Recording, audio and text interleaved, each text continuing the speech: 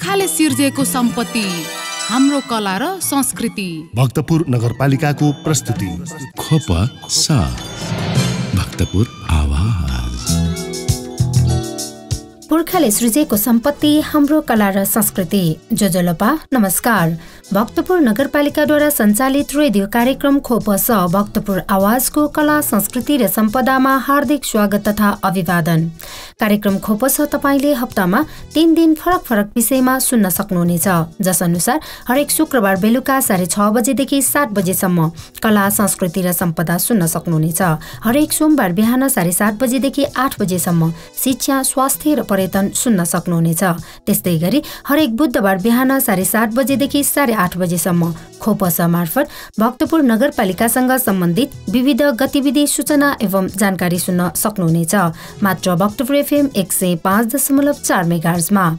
साथै देश विदेशमा रहनुहुने श्रोताले हामीलाई www.bhaktapurfm.com.np अनलाइनमा सुनेर साथ दिन सक्नुहुनेछ भने मोबाइलको एप्स हाम्रो पात्रमा पनि लाइभ सुन्न सक्नुहुनेछ।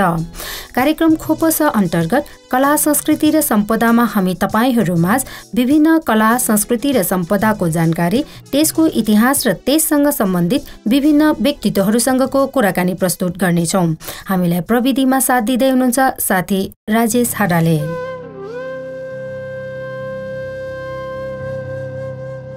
नेपाली साहित्यमा कविता, नाटक, समालोचनाका अतिरिक्त लोक साहित्य, संस्कृति आदि क्षेत्रका दर्जनौं कृतिहरू रचना गर्दै सम्पूर्ण नेपालीहरूको मनमा बस्न सफल शताब्दी पुरुष सत्यमोहन जोशीको जीवनी लिएर उपस्थित भइसकेकी छु म, प्रस्तुता निर्जला प्रजापति। आजको कार्यक्रमले संस्कृतिविद सत्यमोहन जोशीको जीवनीले कक्षा 9 मा अध्ययनरत विद्यार्थी भाइ बहिनीहरूको नेपाली विषयमा थप सहजीकरण होस् भन्ने हेतुले यो कार्यक्रम तयार पारिएको हो।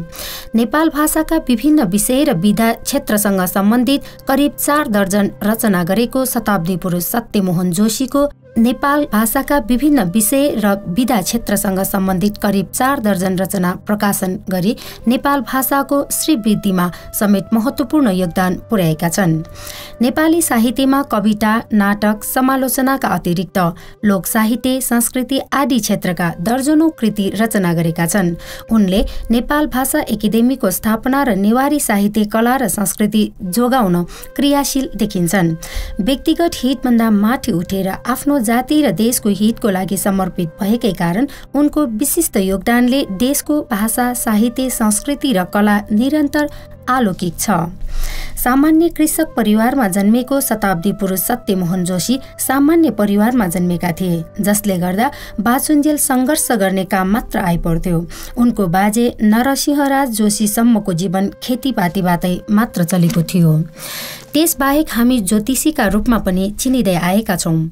हाम्रो अग्रजहरूको चिना लेख्ने भन्दा पनि दिन दशा बताइदिने काम गर्थे। त्यसै गरी साइत दिने र कर्मकाण्डको काम पनि चल्थ्यो।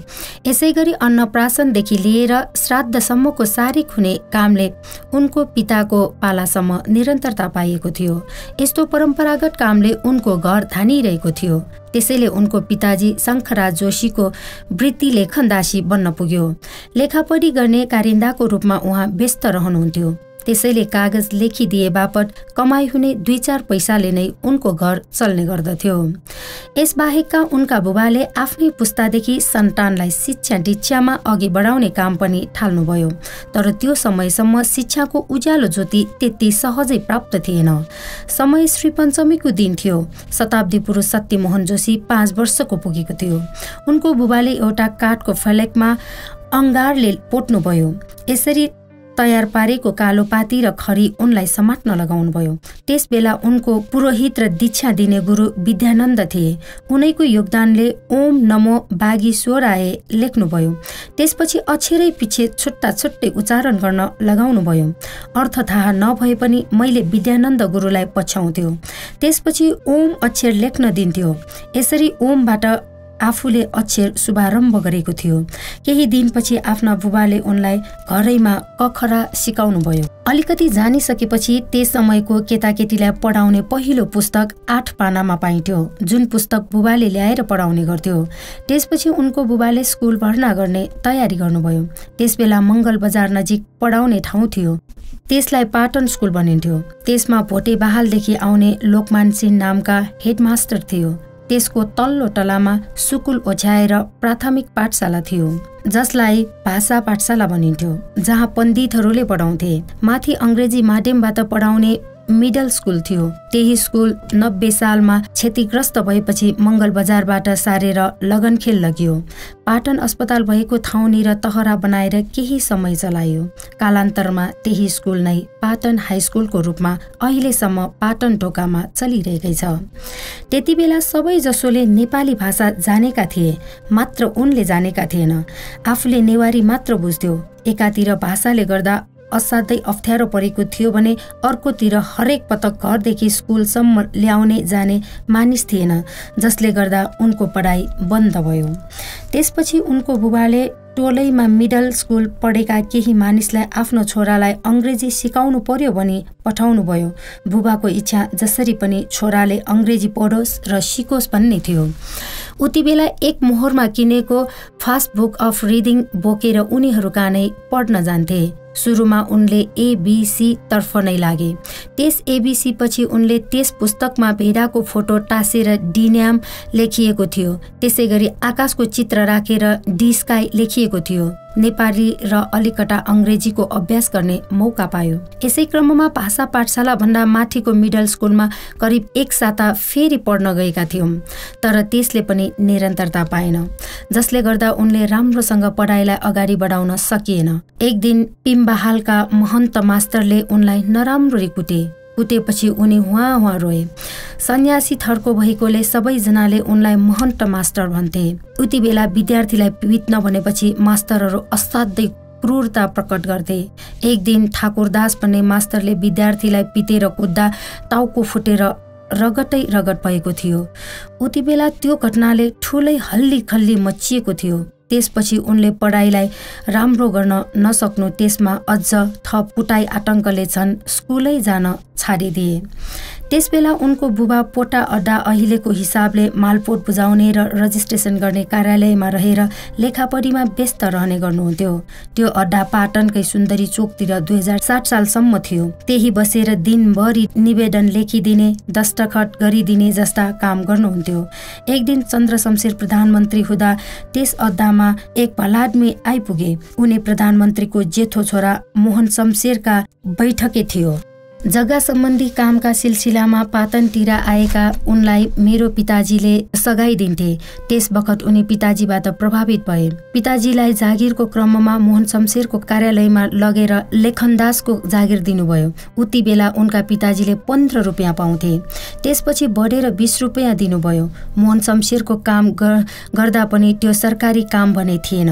पछि उनी श्री 3 भएपछि जोशीका बुबाले सरकारतर्फ डिट्ठासम्म बनाइदिएका थिए। महाराजगञ्ज बसेको बेला बुवाले उनलाई दरबार हाई स्कुलमा भर्ना गरिदिनुभयो। उति बेला उनी 12 वर्षको थियो। पढ्ने मामलामा म असाध्यै अल्छी थिएँ। त्यसबेला पढ्ने लेख्ने भन्दा उनलाई 1-2 पैसाले हलुवा खाने बढी इच्छा लाग्थ्यो। बुबाले उनलाई 7 कक्षामा भर्ना गरिदिनुभयो। अहिलेको हिसाबले भन्नुपर्दा 3 कक्षामा एकै पटक भर्ना भएको जस्तै हो। उति बेला उहिले भन्दा ठिक उल्टो हिसाबले चल्थ्यो। आजभोलि 1 कक्षामा विद्यार्थीको भर्ना भए जस्तै उति बेला 10 कक्षामा भर्ना हुन्थ्यो। त्यसपछि घट्दै गएर सेकेन्ड क्लास हुँदै परीक्षा दिन्थे। प्राय उनले सबभन्दा पछाडिको बेन्चमा बसेर पढ्थे। बिस्तारै बिस्तारै उनले सबै कुरालाई सामान्य बनाउँदै गयो। उति बेला नै दरबार हाई स्कुलमा पढाइ लेखाइ गर्ने बाहेक संसारका नयाँ चिज के आइरहेको छ भनेर जान्ने अवसर भने पाइन्थ्यो। विशेष गरी उनले पहिलो पटक डट पेन देखेको क्षण सम्झनुहुन्थ्यो।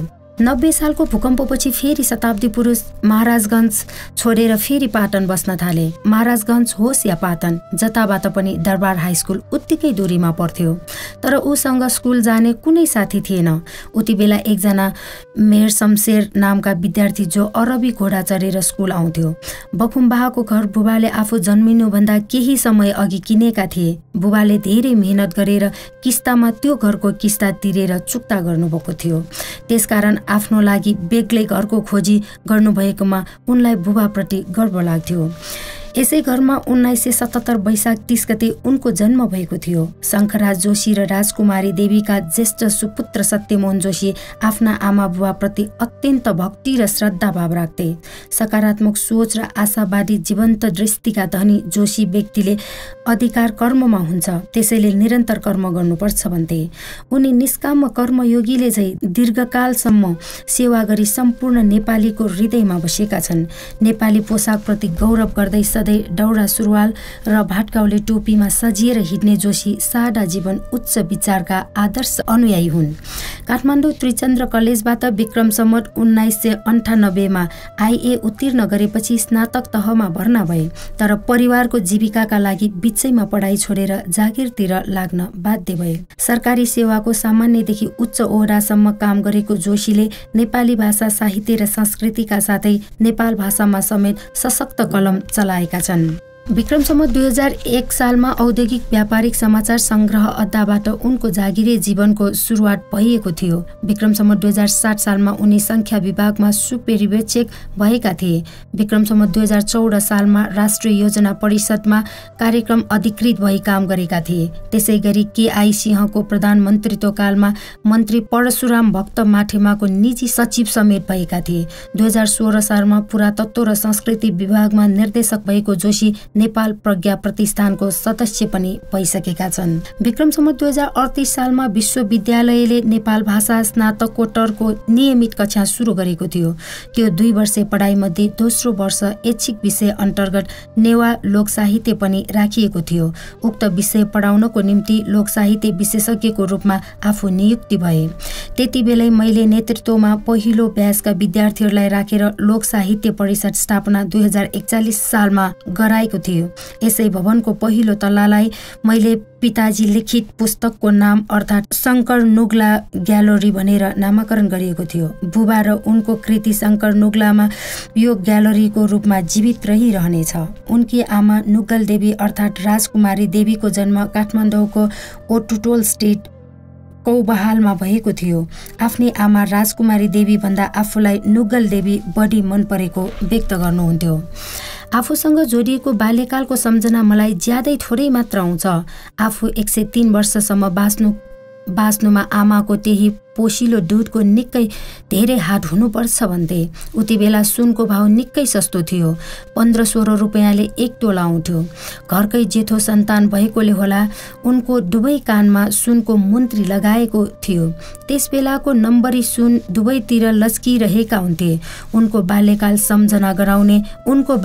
सम्झना गराउने उनी 60 वर्ष हुन्जेलसम्म राम्रो बोली नफुट्नु हो। उनी त्यति बेलासम्म पनि लठेब्रो पाराकै थिए। स्पष्ट आवाज निस्कन्न थिए, जसले गर्दा परम्परा पछ्याउँदै धार्मिक तवरले उपचार गर्न निकै पर जानु पर्थ्यो।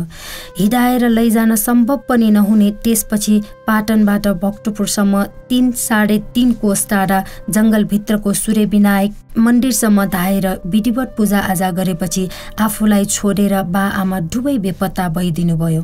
त्यही समयमा डरले आमा बा भन्दै बेसकरी चिच्याएर उनको आवाजले जङ्गलभरि गुन्जियो। एकैछिनपछि के भयो भन्दै बा आमा दुवै दायाँ बायाँबाट आइपुग्नु भयो।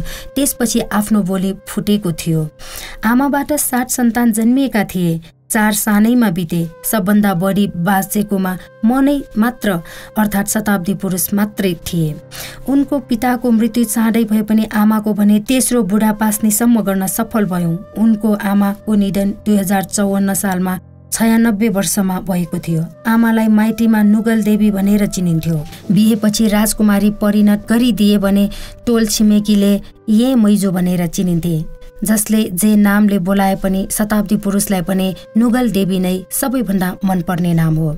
शताब्दी पुरुष सत्यमोहन जोशीको वैवाहिक जीवन खुसी नै थियो। विक्रम सम्वत 2094 सालको फागुन महिनामा भएको थियो।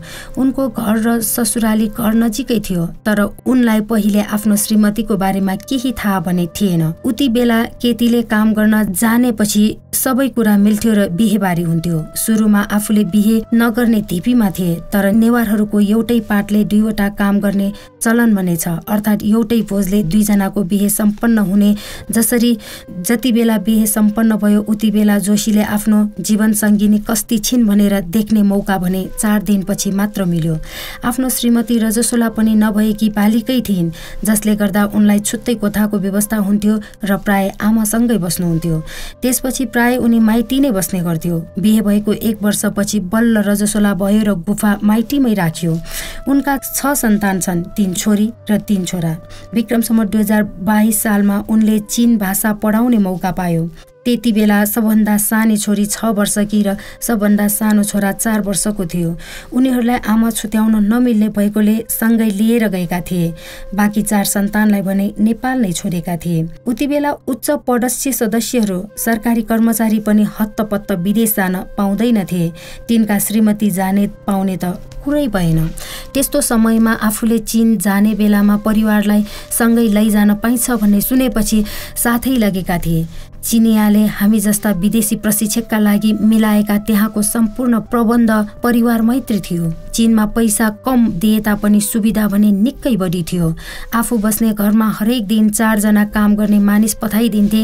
उनीहरूले नै तन्ना तकियादेखि सबै लुगा कपडा धोइदिने, घर सफा सुगर पारिदिने गर्दथे। मात्र हामीले खानको लागि पकाएर खाए पुग्थ्यो। आफ्नो घरसँगैको एउटा ठुलो चौर छ, जहाँ 2-3 वटा गाडी दिनभरि राखिएको हुन्छ। हामीलाई चाहिने बेला त्यो गाडीले पुर्याउने र लिन आउने गर्दथ्यो। यसरी चीनमा बस्दा बिदाको समयमा अरू देश पनि घुम्ने मौका पाएका थियौँ। उनले चीनमा नेपाली भाषाको प्रचार प्रसार गर्नुको साथै अन्य थुप्रै मुलुकको भ्रमण गरेका छन्।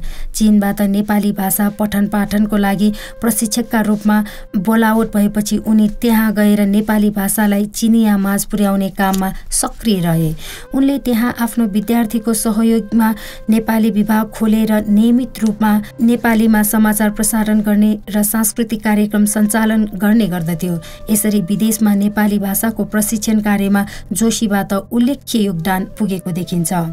उनले चीनमा रहँदा कलाकार अरनिको र उनले चीनमा निर्माण गरेको श्वेत चैत्यबारे खोज अनुसन्धान गरी नेपाली वास्तुविद कलाकार अरनिको नामक शोध ग्रन्थ प्रकाशित गरे। उनले भेकुटीबारे पनि खोज अनुसन्धान गरी तथ्य पहिल्याउने काम गरेका थिए। उनले प्रज्ञा प्रतिष्ठानको सदस्य रहँदा तत्कालीन सोभियत सङ्घको भ्रमण गरेका थिए। उनी नेवार बन्धुटोको विश्व सङ्गठनले लन्डनमा आयोजना गरेको सम्मेलनमा अतिथिका रूपमा सहभागी भएका थिए। अमेरिका स्थित नेवार बन्धुको सङ्गठनको वासिङटन डीसीमा आयोजना गरेको कार्यक्रममा प्रमुख अतिथिका रूपमा समेत विदेश भ्रमण गरेका थिए।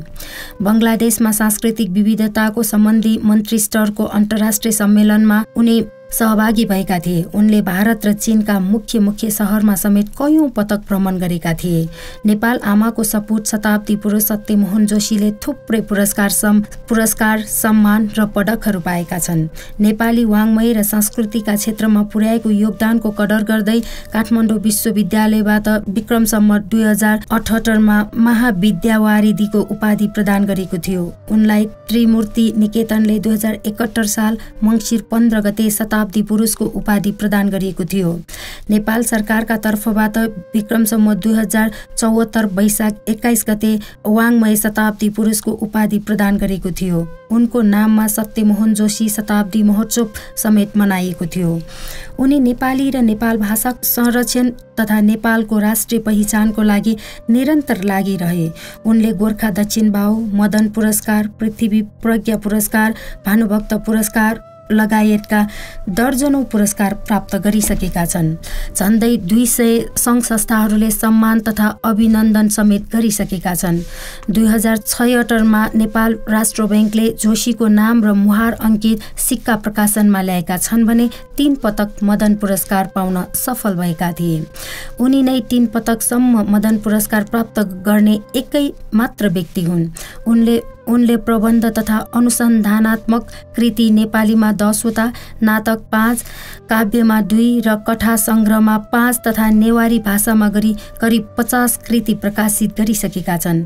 शताब्दी पुरुष सत्यमोहन जोशीले जीवनभर साहित्य, कला, संस्कृति र रङ्गमञ्चमा गरेका योगदानका विविध आयाम समेटेर कवि तथा लेखक अनिल पौड्यालद्वारा लिखित जुरेली दर्शन पुस्तक प्रकाशन ल्याइसकेका थिए।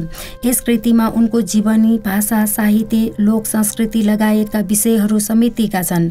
यस्ता महान व्यक्तिले विक्रम सम्वत 2079 असोज 30 गते हामीबाट बिदा लिनुभयो। नेपाल आमाले एक कर्मठ सपूत गुमाएका छन्, तर मृत्यु पश्चात पनि उनले समाज सेवा नै गरेका छन्। कारण उनले आफ्नो मृत्यु भएपछि पनि आफ्नो शरीर दान गरेर जानुभएको छन्। त्यसकारण शताब्दी पुरुष सत्यमोहन जोशीप्रति हाम्रो नमन छ, श्रद्धा छ, आस्था छ, भक्तिभाव छ। पुर्खाले सिर्जेको सम्पत्ति, हाम्रो कला र संस्कृति। भक्तपुर नगरपालिकाको प्रस्तुति। खोप साथ भक्तपुर आवाज। श्रोता, आजको कार्यक्रममा हामीले नेपाली साहित्यमा अब्बल तथा संस्कृतिविद शताब्दी पुरुष सत्यमोहन जोशीको जीवनी लिएर कार्यक्रम तयार गर्यौं। आजको कार्यक्रमले कक्षा 9 मा अध्ययनरत विद्यार्थी भाइ बहिनीहरूलाई नेपाली विषयमा थप सहजीकरण होस् भन्ने हेतुले यो कार्यक्रम तयार पारिएको हो। हामी कार्यक्रमको अन्ततिर आइसक्यौं। कार्यक्रम खोपस तपाईले हप्तामा 3 दिन फरक फरक विषयमा सुन्न सक्नुहुनेछ। हरेक बुधबार बिहान 7:30 बजेदेखि 8:30 बजेसम्म खोपस मार्फत भक्तपुर नगरपालिकासँग सम्बन्धित विविध गतिविधिहरू, सूचनाहरू सुन्न सक्नुहुनेछ। हरेक सोमबार बिहान 7:30 बजेदेखि 8 बजेसम्म शिक्षा, स्वास्थ्य र पर्यटन सुन्न सक्नुहुनेछ। आज चाहिँ हरेक शुक्रबार बेलुका 6:30 बजेदेखि 7 बजेसम्म कला, संस्कृति र सम्पदा सुन्न सक्नुहुनेछ। मात्र भक्तपुर एफएम 105.4 मेगाहर्जमा। कार्यक्रमबारे केही सल्लाह, सुझाव तथा प्रतिक्रिया भएमा हामीलाई अवश्य सम्पर्क गर्नुहोला। हाम्रो सम्पर्क ठेगाना रेडियो कार्यक्रम खोपस, भक्तपुर नगरपालिका 82। हाम्रो सम्पर्क ठेगाना 01 66 13 043 01 66 13 043। साथै कार्यक्रम अवधिभर साथ दिनुहुने प्राविधिक मित्र राजेश आडालाई धेरै धेरै धन्यवाद। तबसम्मको लागि सहकर्मी मित्र रामेश्वर मचामसी र सुरेश कवाङको साथमा म प्रस्तुता निर्जला प्रजापति लगायत खोपस परिवार बिदा चाहन्छौँ। नमस्कार। भक्तपुर एफएम सुन्दै गर्नुहोला।